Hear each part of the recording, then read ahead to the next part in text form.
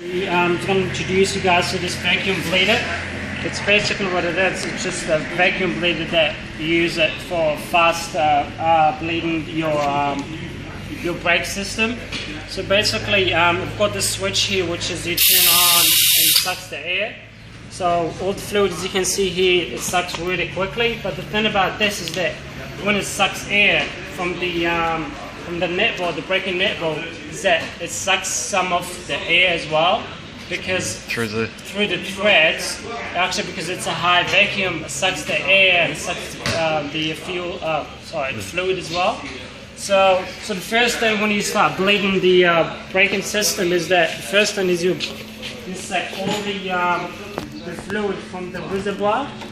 So you just open it up and you suck all the air. So basically you just switch it from here, and then so you just always make sure if it's working, you pull your finger there, and if it's following it, that means you know it's got like enough pressure to suck all the fluids.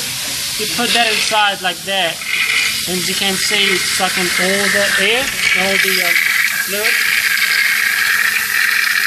The reason we're doing this is that so we can see if there's any stuff there, like rubber or like any sludge you could find there, or dirt. So basically you suck everything in there until you get everything.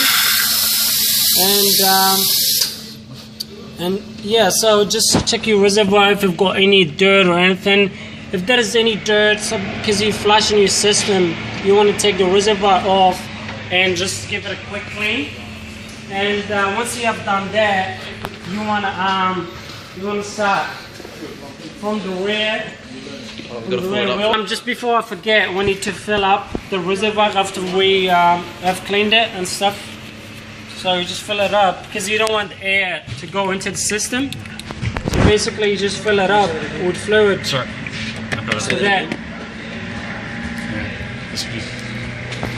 after sucking all the fluid from the reservoir, you want to fill it up again because you don't want to introduce the air to the system again. So let me just pour fresh fluid in this. So this is brake fluid. Fresh so brake fluid. Is, .4, which is for this car. So you just make a little hole here, which we can make with any.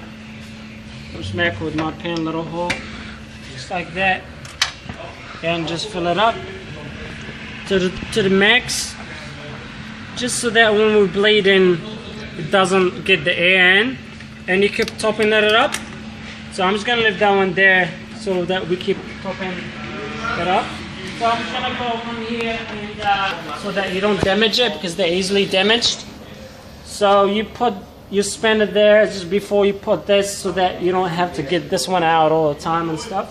So you put that on just like that, and then you start this, and then you open it, and you guys can see here there is some air and fluid as well. So air and fluid, just because it's really sucking the air from the thread.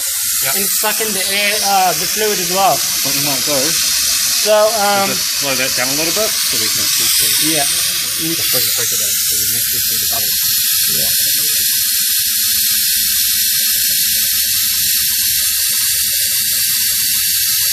Yeah. Probably you can't really see it, but you have to really get close to it. But there's a lot of bubbles coming out.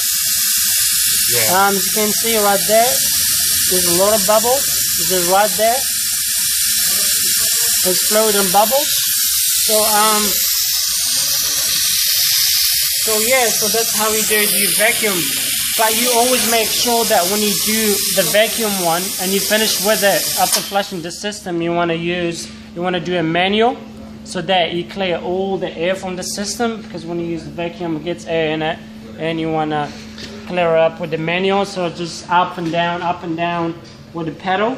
So and you always just make sure that the reservoir is topped up. Yep, so I'll check that. So yeah, and that's how it's done.